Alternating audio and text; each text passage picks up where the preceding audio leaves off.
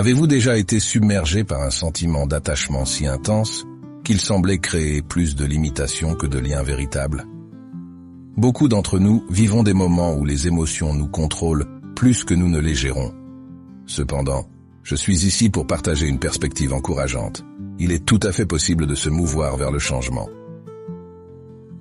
Dans cette vidéo, nous plongeons dans des concepts anciens, mais intemporels, pour apprendre à nous détacher de ces liens émotionnels pesants. Par l'examen des pensées et des enseignements de penseurs sages, nous découvrirons comment cultiver un espace de liberté en nous.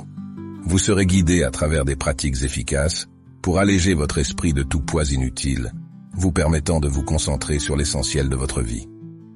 De la reconnaissance à la réflexion, en passant par la redéfinition de nos liens, cette vidéo est une porte vers une nouvelle manière de vivre. Si l'idée de rompre avec les entraves de l'attachement émotionnel résonne en vous, vous êtes au bon endroit. Cette vidéo est une invitation à redéfinir comment et à quoi nous choisissons de nous attacher, en trouvant une harmonie entre le lâcher-prise et la conservation de ce qui enrichit véritablement notre existence. Préparez-vous à découvrir que, même dans la complexité de nos émotions, réside la possibilité de choisir consciemment notre chemin, libre et éclairé. Commençons par le pouvoir du détachement. Pourquoi est-il si crucial, à votre avis? Lorsque nous nous accrochons trop étroitement à des personnes ou à des situations, cela commence à nous contrôler. C'est comme si vous donniez la télécommande de vos émotions à quelqu'un d'autre, lui permettant de changer de chaîne à sa guise. Son influence peut alors réguler votre joie, votre tristesse et, dans des situations extrêmes, peut même pousser à prendre des décisions irréfléchies. Se détacher ne signifie pas pour autant arrêter de se soucier des autres. Cela implique plutôt de donner le juste poids à ce qui est hors de notre contrôle. Imaginez vos émotions comme un cerf-volant. Cela peut sembler inattendu, mais c'est une image parlante. Chaque corde attachée à quelque chose ou quelqu'un symbolise une direction potentielle où vos émotions peuvent être emportées. Si vous tenez trop de cordes ou serrez une corde trop fort, vous êtes à la merci du vent. Le stoïcisme nous montre l'importance de desserrer notre emprise. Il nous apprend que, même si nous ne pouvons pas contrôler le vent, nous pouvons choisir quelle corde tenir. Cela ne vous rend pas froid ou distant, mais bien ancré et résilient. Identifions maintenant à quoi ou à qui nous sommes peut-être trop attachés. Demandez-vous ensuite, pourquoi cherchez-vous la validation? Est-ce la peur de la solitude ou quelque chose d'autre? Comprendre l'origine de votre attachement est la première marche vers la libération de son emprise. Engagez-vous maintenant dans des activités qui vous procurent un sentiment de but et de satisfaction. Peut-être une passion négligée ou une personne qui rend votre existence plus riche. Le détachement, dans sa forme la plus pure, vous délivre des chaînes de l'attachement en vous apprenant que l'attachement découle souvent de notre ego. En retournant aux fondamentaux, nous réalisons que nous sommes, au cœur, des êtres d'amour. Pensez à la pureté d'un nouveau-né, irradiant de joie, encore épargné par les intrications de l'ego. Avec le temps, pourtant, notre ego s'installe aux commandes, encombrant notre existence d'attachement. Ces liens, qu'ils soient à des personnes ou des idéaux, obscurcissent notre jugement et nous éloignent de notre essence originelle, l'amour. Le détachement, dans sa forme la plus pure, nous libère des chaînes de l'attachement en nous montrant que ce dernier provient souvent de notre ego. En revenant à l'essentiel, nous réalisons qu'au plus profond de nous, nous sommes des êtres d'amour. Pensez à la pureté d'un nouveau-né débordant de joie, encore épargné par les complications de l'ego. Avec le temps, cependant, notre ego prend le contrôle, encombrant notre vie d'attachement. Mais c'est ici qu'il faut bien comprendre que l'attachement est l'œuvre de l'ego, niant l'amour et la satisfaction intérieure. En observant nos désirs et nos liens sous cet angle, nous commençons à discerner le poids superflu qu'ils ajoutent à notre vie.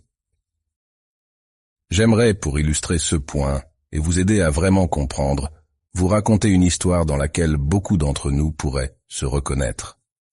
Imaginez que vous êtes au lycée et que vous avez un coup de cœur pour quelqu'un. Votre ego devient très attaché à l'idée d'être avec cette personne, au point que votre bonheur semble dépendre entièrement de sa réciprocité. Un jour, vous prenez votre courage à deux mains et vous déclarez votre flamme. Mais la réponse n'est pas celle que vous espériez. Vous êtes rejeté. C'est un coup dur. Vous vous sentez misérable, convaincu que vous ne trouverez jamais l'amour. Mais avec le temps et la réflexion, Vous réalisez que votre attachement à cette personne et à ce résultat était excessif. Votre ego avait lié votre sens de la valeur et du bonheur à cette seule relation potentielle, vous rendant vulnérable à la déception et à la souffrance. En apprenant à vous détacher de ce besoin de validation externe, vous commencez à trouver une satisfaction plus profonde et durable en vous-même.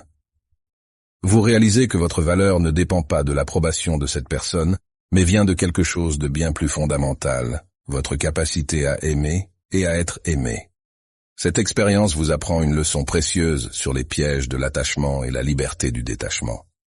Bien sûr, vous continuez à aspirer à l'amour et aux relations, mais vous n'en dépendez plus pour vous sentir complet et valable. C'est juste un exemple parmi d'autres, mais j'espère qu'il illustre comment le fait de démêler nos attachements égotiques peut nous ouvrir à une vie plus ancrée dans l'amour, la confiance et l'épanouissement authentique. Et vous, avez-vous déjà vécu une expérience similaire? Un moment où le lâcher-prise d'un attachement vous a permis de vous reconnecter à quelque chose de plus grand et de plus vrai en vous. N'hésitez pas à partager votre histoire dans les commentaires. Nous avons tous tant à apprendre les uns des autres sur ce chemin de détachement et de découverte de soi. Alors, comment débuter cette libération des ancres qui nous retiennent? Commençons par examiner de près l'origine de notre attachement. Voyez-le clairement, il émane souvent de notre ego, en quête de sécurité et de validation. Le premier pas vers le changement réside dans cette prise de conscience. Comprenez ensuite que votre valeur intrinsèque ne dépend pas de cet attachement. Votre essence, votre cœur, est suffisant en soi. Cette réalisation ne survient pas instantanément. C'est le fruit d'une pratique délibérée, d'un choix conscient, de privilégier votre paix intérieure plutôt que la quête de reconnaissance extérieure. Adoptez également le concept d'abondance. En lâchant prise sur la crainte de perdre, il arrive que l'univers compense la perte de manière inattendue, parfois même au-delà de nos espérances. Le détachement ne signifie pas moins d'affection ou de soin. Au contraire, il résulte d'une meilleure compréhension et d'un alignement plus fidèle avec votre essence véritable, laissant l'amour et non la peur diriger vos pas.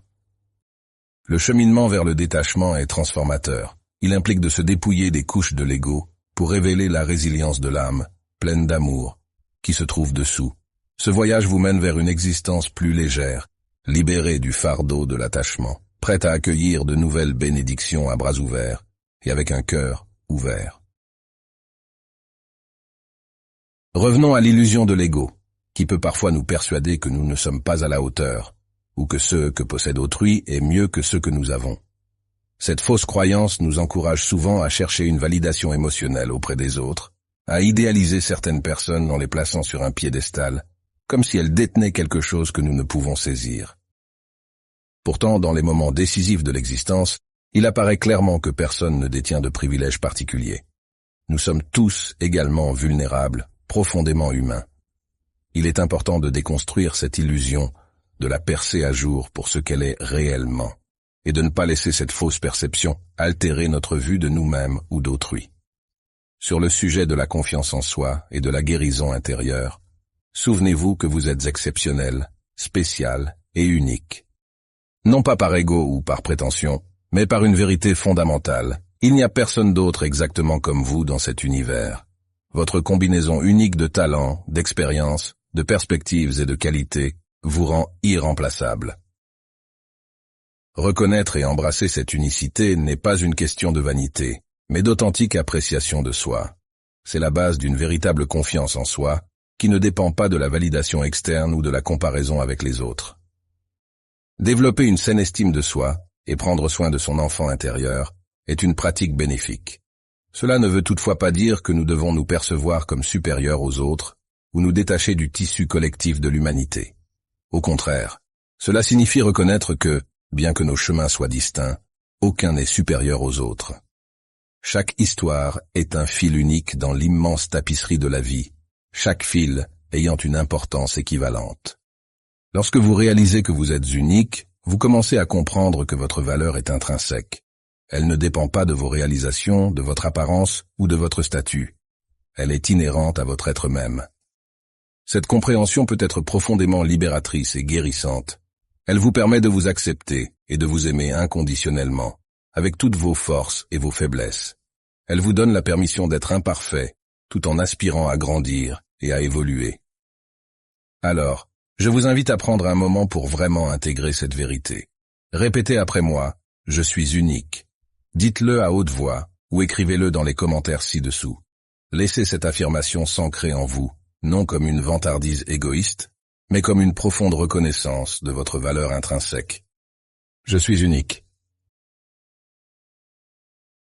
En partageant cette affirmation, vous ne faites pas seulement un pas vers votre propre guérison, mais vous encouragez aussi les autres à embrasser leur propre unicité.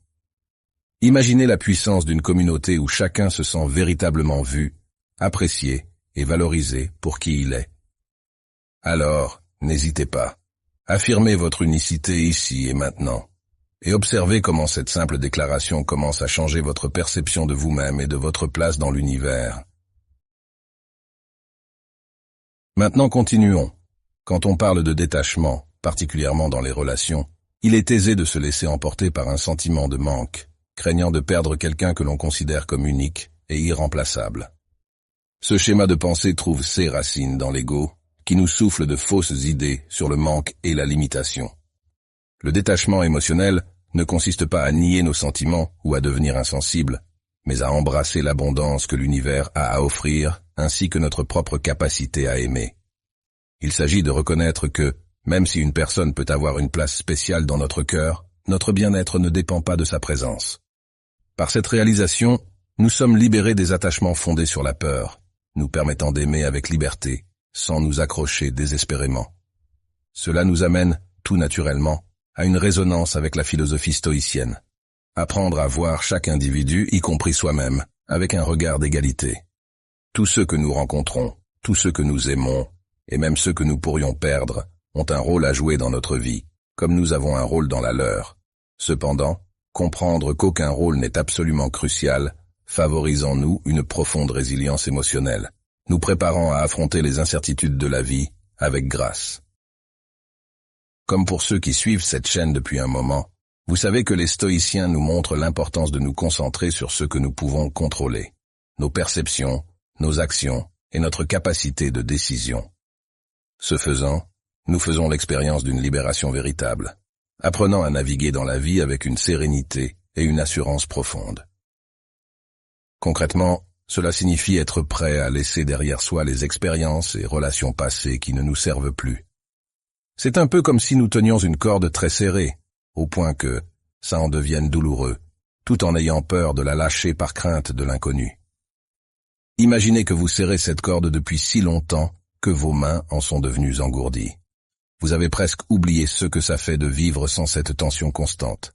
Peut-être que cette corde représente une relation toxique, un emploi insatisfaisant ou une croyance limitante sur vous-même. Votre ego vous dit que vous avez besoin de cette corde, que sans elle vous seriez perdu. Mais en réalité, cette corde vous retient.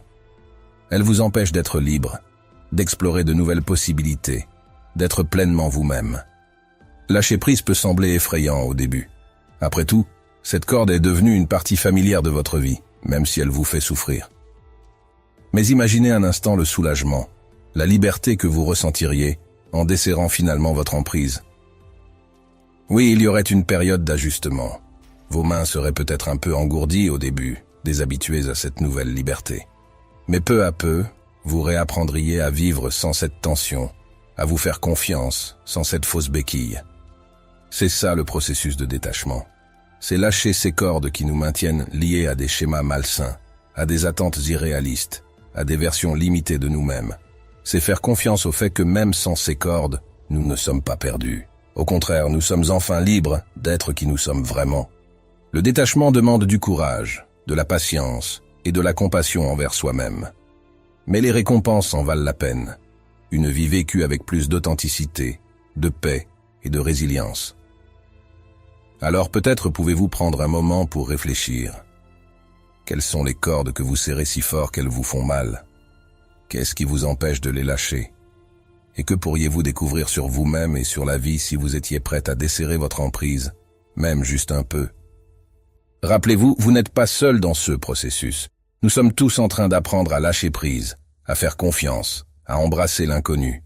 Et c'est en partageant nos expériences et en nous soutenant mutuellement que nous trouvons la force de continuer. Alors n'hésitez pas à partager vos réflexions ou vos expériences de détachement dans les commentaires. Votre histoire pourrait être la lumière dont quelqu'un d'autre a besoin pour trouver le courage de lâcher prise à son tour. Une fois que j'ai cessé de me perdre dans les récits d'autrui et commencé à vivre ma propre vie, la peur a perdu son emprise sur moi. Ne pas connaître chaque détail de la vie de quelqu'un d'autre ne signifie pas que vous manquez quelque chose dans votre propre existence. Au contraire, cela signifie que vous êtes pleinement présent dans votre vie, créant des moments mémorables qui vous appartiennent. Il est facile de s'attacher à une fausse image du bonheur, surtout dans notre monde interconnecté où nous sommes constamment exposés aux versions soigneusement élaborées de la vie des autres. Voir les gens afficher leur vie parfaite sur les réseaux sociaux peut susciter la crainte de prendre du retard ou de ne jamais avoir ce qu'ils semblent posséder. Cette peur peut rendre le lâcher-prise très difficile. Cependant, il est primordial de se rappeler que l'herbe semble toujours plus verte vue de loin. Quand vous vous approchez, vous réalisez qu'elle aussi a ses imperfections. C'est pareil avec la vie des autres. Ce que nous voyons de l'extérieur n'est souvent qu'une façade, cachant les luttes et les défis que chacun doit affronter. En réalité, personne n'a une vie parfaite, même si les apparences peuvent parfois le suggérer. Chacun a ses propres insécurités, ses propres peurs et ses propres batailles à mener. Mais ces aspects sont rarement mis en avant, surtout dans un monde où la perfection est valorisée. Lorsque nous nous comparons aux autres, nous nous comparons souvent à une illusion, à une version idéalisée de la réalité. Et cette comparaison peut être extrêmement dommageable pour notre estime de soi et notre bien-être. Alors, comment se libérer de cette tendance à se comparer et de la peur de manquer quelque chose? Cela commence par se recentrer sur sa propre vie, sur ses propres valeurs et ses propres objectifs. C'est reconnaître que votre chemin est unique et qu'il ne peut pas être comparé à celui de quelqu'un d'autre. C'est aussi apprendre à apprécier les petits moments de votre vie, ceux qui ne sont peut-être pas dignes d'Instagram, mais qui sont profondément significatifs pour vous. C'est cultiver la gratitude pour ceux que vous avez, plutôt que de vous concentrer sur ceux que vous pensez manquer. Et c'est se rappeler que la véritable satisfaction vient de vivre en accord avec vos propres valeurs, pas de l'approbation ou de l'envie des autres. Quand vous vous ancrez dans qui vous êtes et dans ceux qui comptent vraiment pour vous, le besoin de se comparer s'estompe naturellement. Bien sûr, c'est un processus. Il faut de la pratique pour se désengager de ces schémas de comparaison et de peur. Mais chaque petit pas dans cette direction est un pas vers plus de liberté et d'épanouissement. Alors, peut-être pouvez-vous prendre un moment pour réfléchir. Comment la comparaison avec les autres a-t-elle affecté votre propre sens du bonheur et de la satisfaction? Quelles sont les choses de votre vie que vous pourriez apprécier davantage si vous vous concentriez moins sur ceux que les autres semblent avoir? Maintenant, parlons de ceux qui comptent vraiment dans la vie. En trouvant la réponse à cette question, on peut se libérer de tout ce qui nous encombre inutilement et trouver une vraie liberté émotionnelle. C'est super important quand on essaie de prendre ses distances avec quelqu'un, et c'est une idée clé dans la philosophie stoïcienne. Attention, il ne s'agit pas de couper froidement les ponts, mais plutôt de réaliser que notre relation la plus importante, c'est celle qu'on a avec nous-mêmes. C'est facile de croire que notre bonheur dépend de la présence de quelqu'un, que notre valeur augmente quand il nous approuve et diminue quand il nous ignore. Mais cette façon de penser nous piège, en faisant dépendre tout notre potentiel du bon vouloir de quelqu'un d'autre. C'est comme un oiseau qui croirait avoir besoin d'une permission pour voler. En faisant ça, on limite notre espace émotionnel. Imaginez plutôt que vous réalisez que le ciel a toujours été grand ouvert, n'attendant que vous pour déployer vos ailes à votre façon. Cette indépendance est une grande leçon de liberté. Elle nous apprend que notre valeur ne dépend pas du jugement des autres ou de leur présence dans nos vies. Se détacher, ça ne veut donc pas dire rejeter l'autre, mais plutôt se rapprocher de qui on est vraiment. C'est se concentrer sur notre développement personnel pour devenir la meilleure version de nous-mêmes. Et c'est comme ça qu'on se libère petit à petit du poids écrasant du besoin de l'autre. Prenez un jardin par exemple. Vous ne suppliez pas une fleur de pousser, vous prenez soin de la terre, vous arrosez avec attention et vous faites confiance au processus naturel. Eh bien c'est pareil quand on prend soin de nous. En travaillant à notre épanouissement personnel, on crée un environnement intérieur qui fleurit, que quelqu'un d'autre soit là pour le voir ou non. Et ce soin qu'on se porte devient une source de bonheur autonome, solide et vraiment gratifiante. C'est un changement de perspective super puissant. Au lieu de chercher l'approbation à l'extérieur, on apprend à la trouver en nous, Au lieu de s'accrocher à des relations en particulier, on chérit les leçons et l'évolution qu'elles nous apportent. Bien sûr, ça ne veut pas dire que les relations n'ont pas d'importance. Les liens humains sont une part précieuse de la vie, mais en ancrant d'abord notre valeur en nous-mêmes, on peut vivre ces relations depuis un lieu de plénitude, plutôt que de manque. C'est tout un voyage, qu'on travaille chaque jour. Certains jours, ce sera plus facile de se rappeler notre valeur intrinsèque. D'autres jours, on devra choisir consciemment de se détacher des opinions et des attentes des autres. Mais chaque fois qu'on choisit de se rapprocher de nous-mêmes, on renforce notre muscle de l'amour de soi et de l'autonomie émotionnelle. On s'ancre de plus en plus dans notre propre vérité, en étant moins dépendant de la validation extérieure. Et depuis cet espace de plénitude intérieure, on devient capable d'aimer et de se connecter plus profondément, non par besoin, mais par le pur désir de partager notre lumière. Voici un autre conseil pour cultiver cette autonomie émotionnelle et ce détachement sain. Apprenez à valider vos propres émotions. Souvent, quand on vit quelque chose de difficile, notre premier réflexe est de chercher la validation à l'extérieur. On veut que quelqu'un d'autre nous dise que ce qu'on ressent est normal, compréhensible, légitime. C'est humain. On a tous besoin de se sentir compris et soutenu. Mais le problème, c'est que si on dépend toujours de cette validation externe, on donne à l'autre un pouvoir énorme sur notre bien-être émotionnel. On se retrouve à la merci de sa disponibilité, de sa capacité à comprendre, de sa volonté de nous soutenir. La clé, c'est d'apprendre à valider nos propres émotions. C'est de développer cette voix intérieure bienveillante et compréhensive, qui peut nous dire « Ce que tu ressens est tout à fait normal. C'est ok de te sentir comme ça. Je suis là pour toi. » C'est un peu comme devenir notre propre meilleur ami, notre propre figure de soutien. Au lieu de chercher désespérément cette validation à l'extérieur, on apprend à la trouver en nous-mêmes. Concrètement, ça peut vouloir dire prendre un moment pour vraiment écouter nos émotions, sans jugement, les accueillir, les nommer, les laisser exister sans essayer de les changer tout de suite. On peut se dire des choses comme « Je vois que tu es triste en ce moment. C'est normal de ressentir ça dans cette situation. Je suis là avec toi, on va traverser ça ensemble. » Ou encore « Je sens beaucoup de colère en toi. C'est une émotion valide, elle a le droit d'être là.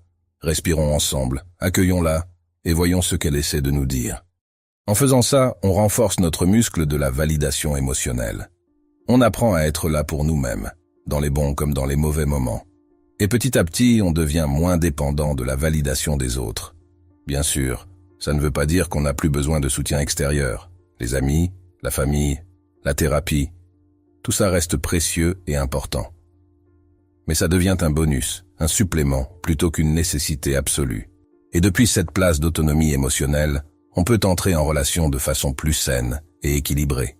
On peut partager nos émotions avec les autres, non pas pour qu'ils les valident, mais pour créer une connexion authentique. On peut soutenir les autres, non pas par obligation, mais par choix et par amour. Alors, la prochaine fois que vous vivez une émotion forte, essayez de prendre un moment pour la valider vous-même. Soyez votre propre meilleur ami, votre propre source de soutien. Et observez comment cette pratique, avec le temps, vous aide à vous détacher des attentes et des jugements extérieurs. Rappelez-vous, vos émotions sont valides et importantes, simplement parce qu'elles sont les vôtres. Vous avez le droit de les ressentir, de les écouter, de les honorer. Et chaque fois que vous le faites, vous renforcez votre autonomie émotionnelle. Apprenez à vous pardonner. On est souvent notre propre critique le plus sévère. Quand on fait une erreur, quand on n'est pas à la hauteur de nos propres attentes, on peut être vraiment dur avec nous-mêmes. On se juge, on se blâme, on ressasse nos échecs. Mais cette dureté envers nous-mêmes ne fait que renforcer notre dépendance à l'approbation extérieure. Si on n'arrive pas à s'accepter et à se pardonner, on cherche désespérément quelqu'un d'autre pour le faire à notre place. Le pardon de soi, c'est donc une clé essentielle pour le détachement émotionnel. C'est apprendre à se traiter avec la même compassion et la même compréhension qu'on offrirait à un ami proche. Concrètement, ça peut vouloir dire prendre du recul quand on se surprend à se juger durement. C'est se rappeler qu'on est humain, qu'on fait tous des erreurs, que l'apprentissage passe par l'échec. On peut se dire des choses comme « Ok, j'ai fait une erreur. C'est normal, ça arrive à tout le monde. Qu'est-ce que je peux apprendre de cette situation pour faire mieux la prochaine fois ?» Ou encore « Je vois que je suis en train de me juger très durement. Mais est-ce que je parlerai comme ça à un ami ? Non, alors pourquoi je me traite comme ça? Il s'agit de développer un dialogue intérieur plus doux, plus compréhensif, de se rappeler qu'on fait de notre mieux avec les ressources qu'on a, et que c'est ça le plus important. Bien sûr, ça ne veut pas dire qu'on ne prend pas la responsabilité de nos erreurs. Le pardon de soi, ce n'est pas une excuse pour continuer à se comporter de façon dommageable. C'est plutôt une façon de se libérer de la honte et de la culpabilité paralysante pour pouvoir avancer et grandir. Et quand on apprend à se pardonner, on devient moins dépendant du pardon des autres. On n'a plus besoin qu'ils nous rassurent constamment, qu'ils nous disent qu'on est OK, parce qu'on a appris à se le dire nous-mêmes. C'est un processus, une pratique quotidienne. Certains jours, ce sera plus facile de se regarder avec compassion. D'autres jours, on devra consciemment choisir de se pardonner, même si une partie de nous résiste. Mais chaque acte de pardon de soi est un pas vers plus d'autonomie émotionnelle. C'est une façon de se dire « Je suis là pour moi, même dans les moments difficiles. Je m'aime et je me soutiens, quoi qu'il arrive. » Et depuis cette place de bienveillance envers soi, on devient plus capable d'être vraiment là pour les autres. On peut les soutenir et les pardonner, non pas par besoin de réciprocité, mais par pure générosité du cœur. Alors, la prochaine fois que vous vous surprenez à vous juger durement, prenez un moment pour pratiquer le pardon de soi. Rappelez-vous que vous faites de votre mieux et que c'est ça le plus important. Apprenez à lâcher prise sur le besoin de contrôler. Une des plus grandes sources d'attachement émotionnel malsain est notre désir compulsif de tout contrôler.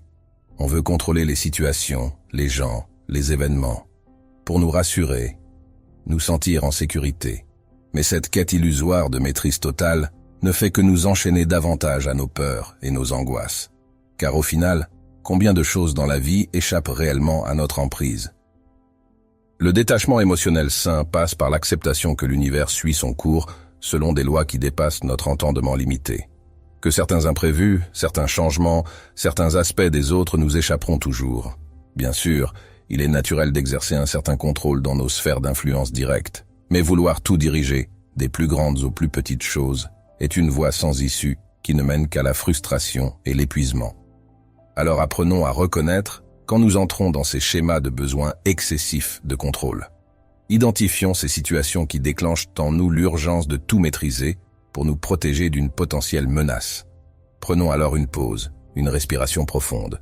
Questionnons-nous, est-ce que je peux réellement contrôler cette chose au-delà d'un certain point? Ou bien, est-ce que je me crée inutilement du stress en essayant de forcer ce qui doit suivre son cours naturel? Rappelons-nous que le contrôle absolu est une illusion, et que souvent, le meilleur contrôle est d'accepter de lâcher prise sur ceux qui nous échappent. Lâcher prise, ce n'est pas démissionner ou abandonner. C'est se faire confiance pour naviguer au mieux à travers les inévitables imprévus de l'existence, au lieu de se raidir désespérément en voulant tout prévoir. C'est aussi faire confiance au flux de la vie, à ce courant sous-jacent qui sait où il va, même quand notre compréhension limitée ne peut tout saisir. Alors quand vous vous surprenez à vouloir tout régler, tout organiser, tout cadrer dans un ordre strict, souvenez-vous de respirer. Souvenez-vous que c'est la souplesse du roseau qui lui permet de plier sans rompre sous les vents changeants. Identifiez ce que vous pouvez réellement influencer de manière constructive et lâchez le reste dans un esprit d'ouverture et de confiance. Car c'est dans cet abandon du contrôle illusoire que se trouve la liberté intérieure. À chaque fois que vous arriverez à lâcher prise ainsi, vous vous détacherez un peu plus de vos angoisses. Vous apprendrez à vivre dans la paix au lieu de cette tension perpétuelle à vouloir tout maîtriser. Le détachement passe par accepter que des pans entiers de l'existence nous dépasseront toujours. Mais en arrêtant de résister à ce mystère insaisissable, on peut embrasser la vie dans toute sa diversité, sans se laisser enfermer par nos propres certitudes rigides. Alors pratiquons ce lâcher-prise, jour après jour, et laissons la magie de l'univers nous porter, au lieu de ramer sans fin contre son courant, avec l'illusion qu'on pourra un jour tout contrôler. C'est dans cet abandon que se trouve la vraie paix.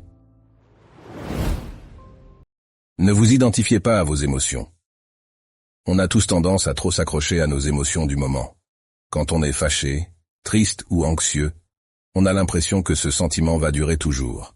On s'y agrippe, on le rumine sans cesse. Mais nos émotions sont comme les vagues de l'océan. Elles montent et elles redescendent. Se laisser submerger par chaque vague émotionnelle revient à se noyer dans un cycle sans fin d'attachement et de souffrance. Le détachement émotionnel sain, c'est réaliser qu'on n'est pas nos émotions. Elles vont et viennent, mais notre être essentiel demeure le même en dessous. Comme le ciel derrière les nuages, immuable. Concrètement, ça peut vouloir dire par exemple ne pas trop réagir quand une colère ou une tristesse nous submerge. Observer cette émotion avec un peu de distance, en se disant « Tiens, voilà cette vieille sensation familière, elle est temporaire, elle passera ». Au lieu de s'identifier totalement à l'émotion et de s'y complaire, on apprend ainsi à laisser défiler ses humeurs comme des visiteuses de passage, sans s'y accrocher. Bien sûr, il ne s'agit pas non plus de les nier ou les refouler. Les émotions sont des messagers importants qu'il faut écouter et honorer, mais sans pour autant se laisser posséder par elles. On peut ressentir pleinement sa peine, sa joie ou sa peur, tout en gardant la conscience qu'elles n'épuisent pas ceux que nous sommes dans notre totalité. Ce sont juste des expériences humaines temporaires à traverser. Avec la pratique, on apprendra à observer le flot constant des émotions monter et redescendre, sans s'y noyer, ni s'y cramponner avec désespoir. On pourra vivre ces vagues avec beaucoup plus de légèreté. Car très souvent, c'est justement notre résistance aux émotions négatives et notre avidité pour les positives qui les font persister et nous fait souffrir. Plus on lutte, plus on nourrit l'attachement. Alors la prochaine fois qu'une forte émotion vous submerge, essayez simplement de l'accueillir avec une respiration consciente. Dites-vous, je vois que tu es là, tristesse, colère, peur. Je te sens, mais je ne m'identifie pas à toi. Tu finiras par passer comme tout le reste. Et laissez-la cheminer naturellement, sans vous y accrocher ni la rejeter. Contentez-vous d'être le témoin curieux et aimant de votre expérience du moment. Au fil du temps, vous découvrirez la liberté et la paix qui viennent du détachement émotionnel. Vous n'aurez plus besoin de fuir ou de vous battre contre vos humeurs, car vous saurez qu'aucune n'a de prise définitive sur vous. Votre vie s'apparentera à une vaste et profonde rivière, où les émotions ne sont que des reflets passagers à la surface, magnifiques ou troublés, mais toujours changeants. Imperturbables, vous apprendrez à les laisser fluer, enracinés dans la plénitude de ceux que vous êtes réellement. Soyez présent à l'instant présent. Une des clés pour cultiver le détachement est de rester ancré dans le moment présent. Quand notre esprit s'égare dans le passé ou le futur, c'est là qu'il s'accroche et souffre inutilement. On rumine les regrets, les rancunes et les peurs liées au passé. Ou bien on stresse en projetant des scénarios imaginaires sur l'avenir. Mais ni le passé ni le futur n'existent vraiment. Seul l'instant présent est réel. Pour se détacher, il faut donc apprendre à ramener constamment notre attention sur l'ici et maintenant. Sentir les sensations de notre corps, observer ceux qui nous entourent avec un esprit frais et curieux. Quand on est vraiment présent au moment actuel, on réalise qu'il n'y a rien à fuir, rien à ruminer ou à angoisser. Tout est simplement comme ça dans l'immédiateté de l'expérience.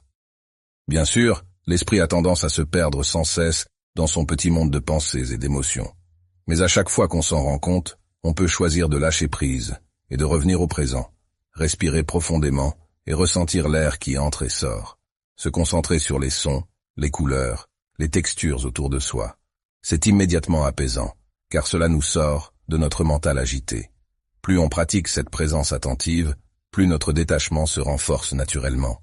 Car dans l'instant présent nu, il n'y a rien à vouloir contrôler ou posséder, juste la saveur simple et fluide de l'expérience. On réalise qu'on n'a jamais vraiment perdu quoi que ce soit dans le passé, puisque le passé n'existe plus, et qu'on n'a rien à redouter non plus dans l'avenir incertain qui n'est pas encore advenu. Tout ce qu'il y a, c'est ce moment de conscience vivante, suffisante en lui-même. En restant enraciné là-dedans, nos besoins, nos peurs, nos attachements perdent de leur emprise sur nous. Alors pratiquons la présence pleine, encore et encore. Revenons sans cesse au seul point d'ancrage réel qu'est l'ici et maintenant. Et découvrons la plénitude simple mais profonde qui émane de cette lucidité enracinée dans l'instant. Car c'est seulement depuis cette base immuable qu'on peut véritablement accueillir la vie dans tous ses changements et laisser couler ses rêves et ses mirages sans s'y accrocher ni les fuir. C'était Téléma et merci d'avoir écouté Sagesse Stoïcienne. Si vous êtes nouveau ici, je vous encourage à vous abonner. Et voici 2 autres vidéos qui poursuivent sur cette philosophie si le stoïcisme vous intéresse.